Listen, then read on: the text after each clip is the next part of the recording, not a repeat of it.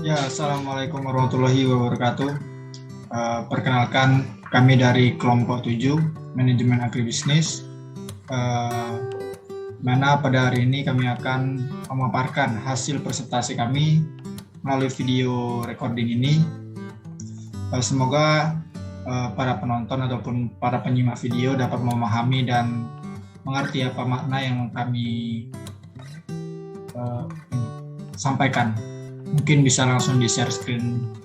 Baik, sebagai pembuka pada hari ini saya Romi Manulang sebagai moderator bersama teman-teman saya. Yang pertama ada Ivan Novembri dengan NIM 1901, Muhammad Asraful Fawaid dengan NIM 19021, Dwi Ayuni Putri dengan NIM 19022, Dewi Masita dengan NIM 19039, di mana kami pada hari ini akan memaparkan hasil mini riset kami yang membahas tentang usaha tani kedelai dan agroindustri tahu di Kabupaten Bondowoso. Untuk materi pertama ini akan dibawakan kepada Asraful. Dipersilakan. Ya, terima kasih atas waktunya untuk moderator. Untuk slide pertama kita ada pendahuluan dengan latar belakang.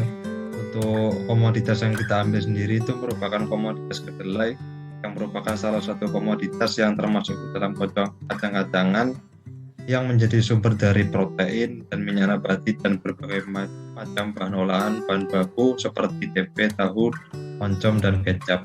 Nah, untuk agroindustri dari kedelai ini biasanya dalam produk tahu. Seperti yang kita tahu, untuk tahu sendiri ini merupakan salah satu makanan tradisional dengan kandungan gizi yang baik dengan berbahan dasar kedelai dan banyak diminati oleh masyarakat karena memang tahu ini memiliki kandungan protein yang tinggi dan cukup baik dikonsumsi serta harganya yang relatif murah. Next. Kemudian di sini ada perumusan masalah dari presentasi kita. Yang pertama ada bagaimana manajemen usaha tani kedelai di Kecamatan Sukoharjo, Kabupaten Bondowoso, Provinsi Jawa Timur. Lalu untuk kedua, bagaimana manajemen agroindustri tahu di Kecamatan Sukoharjo di Kabupaten Bondowoso, Provinsi Jawa Timur. Nah, untuk tujuannya sendiri sama dengan rumusan masalah. Tujuannya untuk sama-sama mengetahui bagaimana manajemen usaha tani kedelai dan agroindustri tahu di Kecamatan Sukoharjo, Kabupaten Bondowoso, Provinsi Jawa Timur. Lalu untuk manfaat sendiri kita bagi menjadi 3, dapat bermanfaat bagi mahasiswa, pemerintah, dan masyarakat. Untuk mahasiswa sendiri dapat dijadikan sebagai referensi untuk pengamatan selanjutnya dalam aspek usaha tani maupun industri. Untuk pemerintah juga sama, sebagai referensi dalam informasi mengenai aspek usaha tani dan aspek agroindustri. Untuk masyarakat dapat juga dijadikan pedoman dalam melakukan usaha tani dan agroindustri. Next. Kemudian di sini ada beberapa tinjauan pustaka yang mendukung presentasi kami.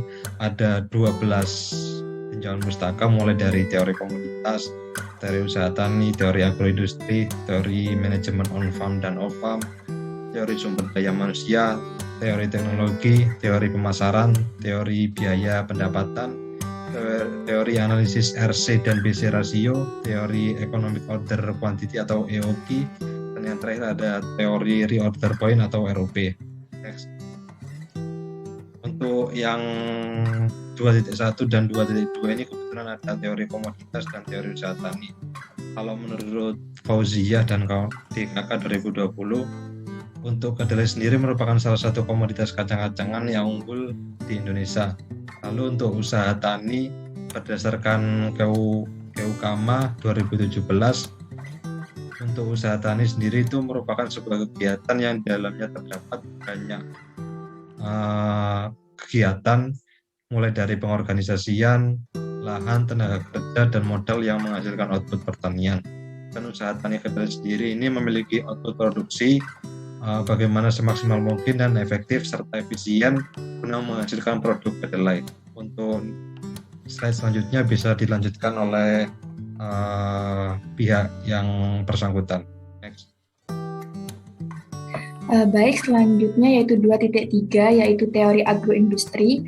Menurut Zaini tahun 2019, kegiatan agroindustri memiliki banyak bahasan, mulai dari kegiatan pengolahan, penanganan pasca panen, dan industri hasil ikutan. Yang ke-2.4 merupakan manajemen produksi off-farm dan on-farm.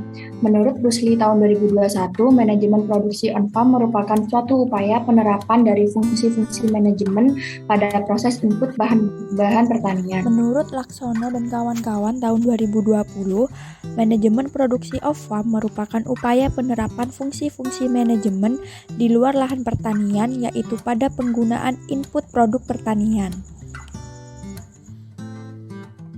Kemudian 2.5 yaitu teori sumber daya manusia. Menurut Susan tahun 2019, sumber daya manusia atau SDM merupakan salah satu hal yang terpenting yang harus bisa dikelola secara cermat dan sejalan dalam pemenuhan kebutuhan perusahaan. Kemudian 2.6 teori teknologi.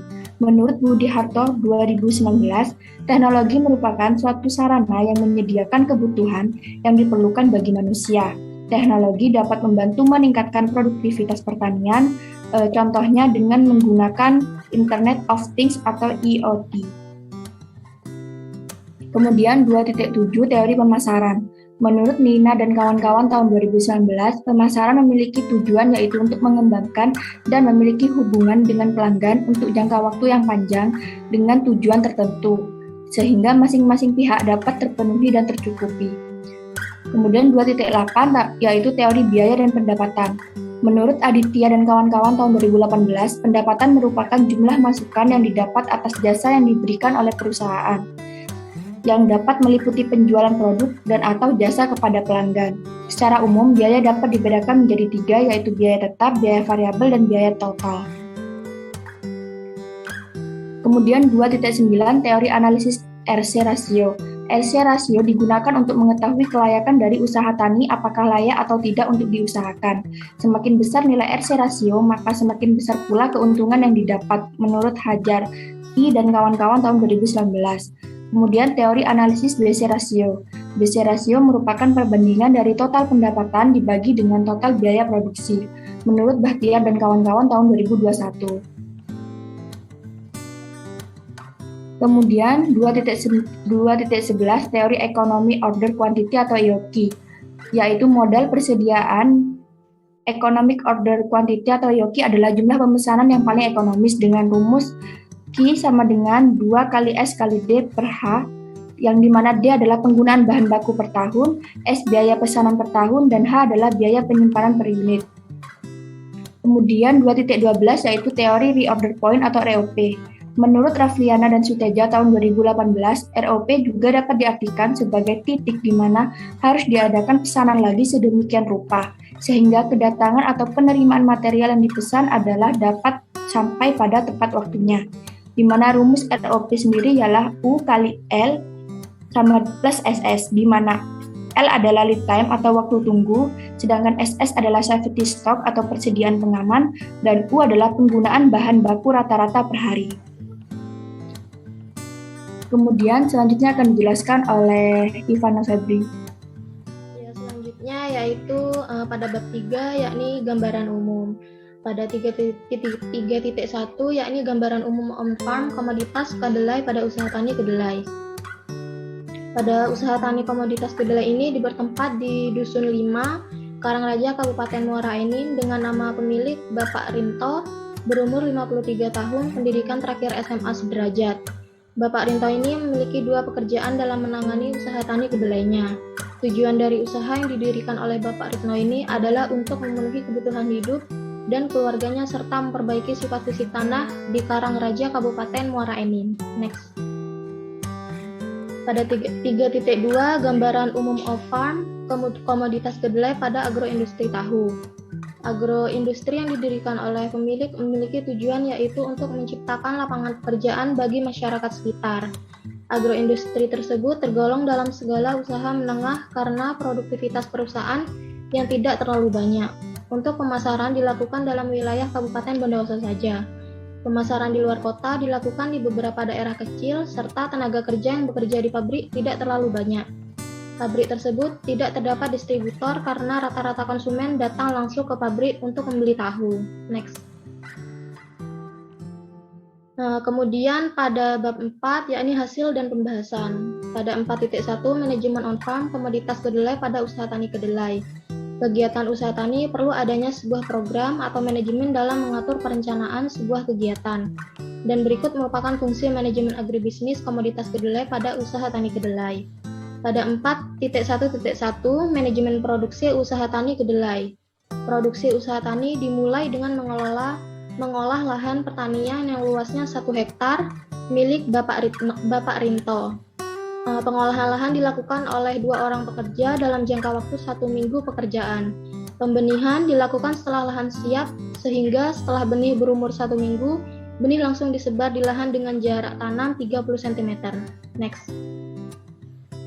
Selanjutnya 4.1.2 mengenai sumber daya manusia. Sumber daya manusia yang dimanfaatkan oleh Bapak Rinto adalah memanfaatkan tetangga dan masyarakat sekitar rumahnya untuk membantu dalam pengolahan lahan dan pemanenan kedelai. Pengolahan lahan sendiri, Pak Rinto membutuhkan 2 orang untuk mengolah lahannya seluas 1 hektar dengan upah atau biaya yang dikeluarkan Rp100.000 per hari selama 1 minggu pengolahan lahan. Sedangkan untuk pemanenan, Pak Rinto juga membutuhkan 2 orang, namun harga atau upah pekerja lebih sedikit, dikarenakan pekerjaan pemanenan sedikit ringan. Upah yang diberikan Pak Rinto untuk pekerjanya sebesar Rp250.000 per orang. Next. Selanjutnya 4.1.3 mengenai manajemen teknologi.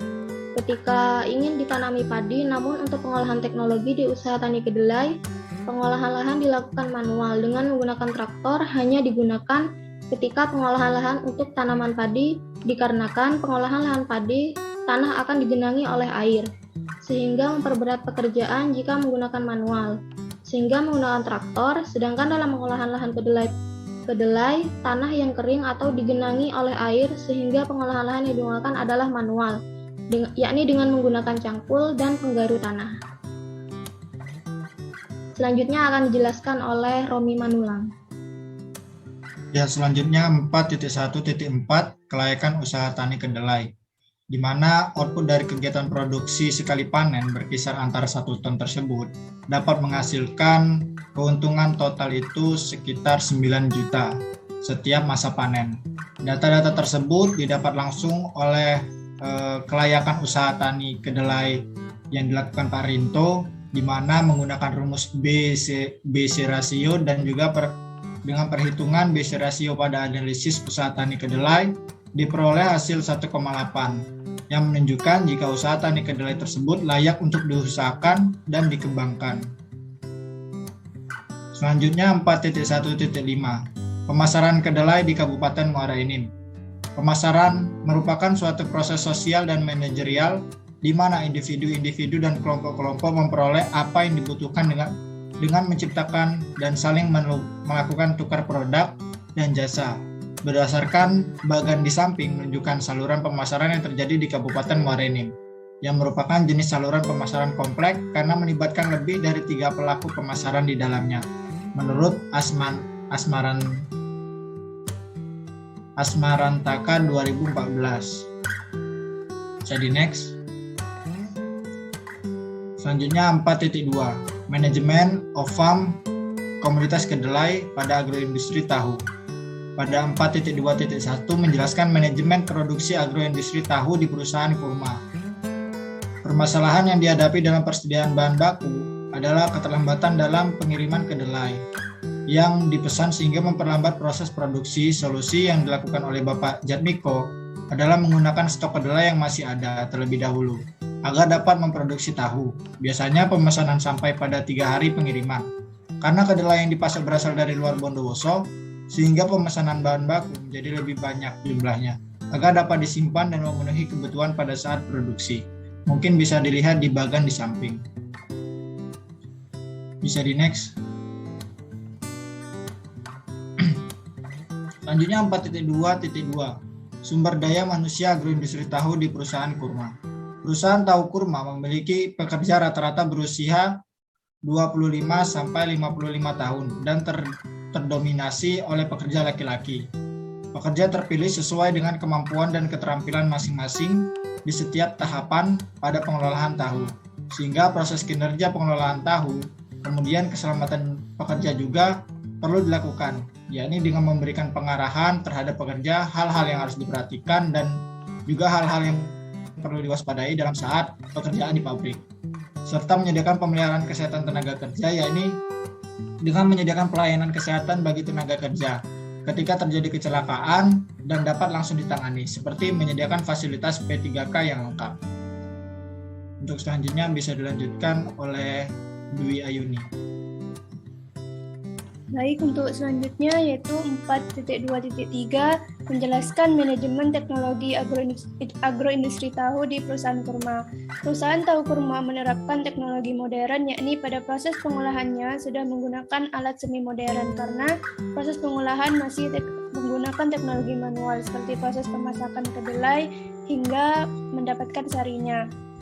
Masih menggunakan bahan bakar kayu. Proses penyaringan sari kedelai juga menggunakan kain saringan, serta pada pemotongan tahu masih menggunakan pisau untuk memotong pada setiap petinya. Untuk alat modern yang digunakan, yakni pada proses penggilingan kedelai sudah menggunakan alat mesin penggiling kedelai.